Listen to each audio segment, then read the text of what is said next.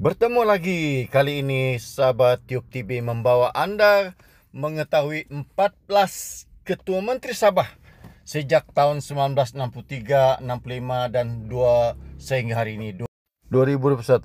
Dan yang pertama ialah Tan Sri Pitelu, Ketua Menteri Sabah. Yang kedua ialah Allahyarham Tun Muhammad Fuad Steven yang dulu dikenali sebagai Donald Steven.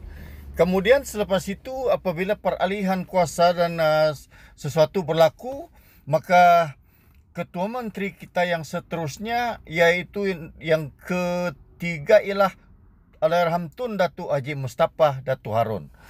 Berasal daripada Kudat, beliau adalah Bajau Suluk yang telah mengasaskan kemerdekaan negeri Sabah, dan pada mulanya beliau adalah yang dipertua negara Sabah. Apabila USNO kalah, maka Datuk harus yang menubuhkan berjaya, menang pada ketika itu.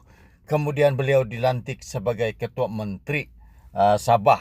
Itu adalah sinopsi politik di mana selepas Tun Puat terlibat dalam kemenangan kapal terbang jatuh pada 1976, maka Datuk Haris dilantik. Dan kemudian selepas itu pertelegahan politik di antara Haris dan Pairin berlaku semasa berjaya itu. Kemudian Datuk Pairin menubuhkan PBS dan bertanding buat kali pertama dalam tempoh 45 hari saja. PBS menang dengan simple majority dan beliau menjadi Ketua Menteri.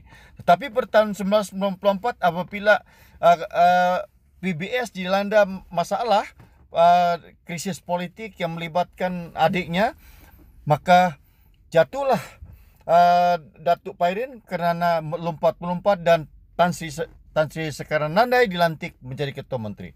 Dan selepas itu wujud sistem 2 tahun Ketua Menteri, ilham daripada Tun Dr. Mahathir Mohamad, dan akhirnya Datuk Salih Said Keruak meneruskan legasi sebagai Ketua Menteri selepas Tun Sekaran berhenti daripada jawatan tersebut.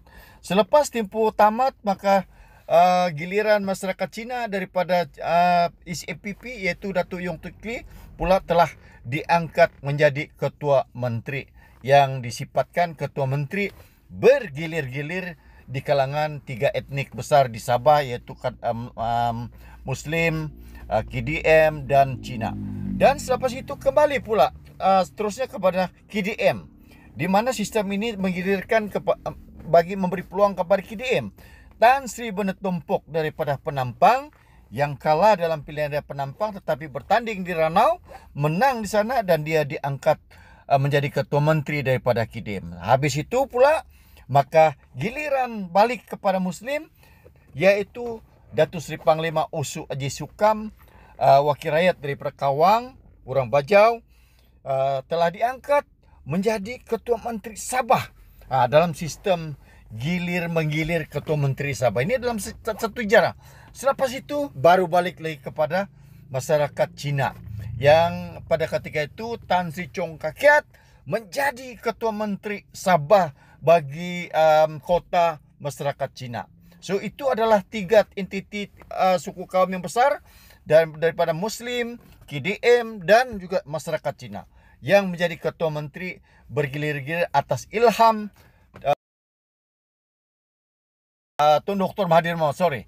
Kemudian selepas itu tiba giliran balik lagi kepada Muslim, dan ketika itu yang naik diangkat jadi Ketua Menteri ialah Datuk Sri Haji Musa Haji Aman. Dia menjadi Ketua Menteri daripada 27 Mac 2003 sehingga 2018, di mana kejatuhan UMNO. Dan lepas itu ditentang, dilawan lagi oleh Datuk Syafiee Apdal yang keluar daripada UMNO, menubuhkan Parti Warisan, dan akhirnya Warisan menang, dan akhirnya juga Ketua Menteri ke-15 ialah Datuk Syafiee Haji Apdal. Itu adalah sinopsi politik yang sangat panjang dan banyak. Dan hari ini akhirnya PPBM, mereka ini adalah wakil rakyat daripada UMNO, melompat ke PPBM, kemudian menyertai kerjaan Warisan Plus. Lepas itu keluar lagi balik bersama dengan Datuk Musa. Jadi itu adalah sejarah politik Sabah.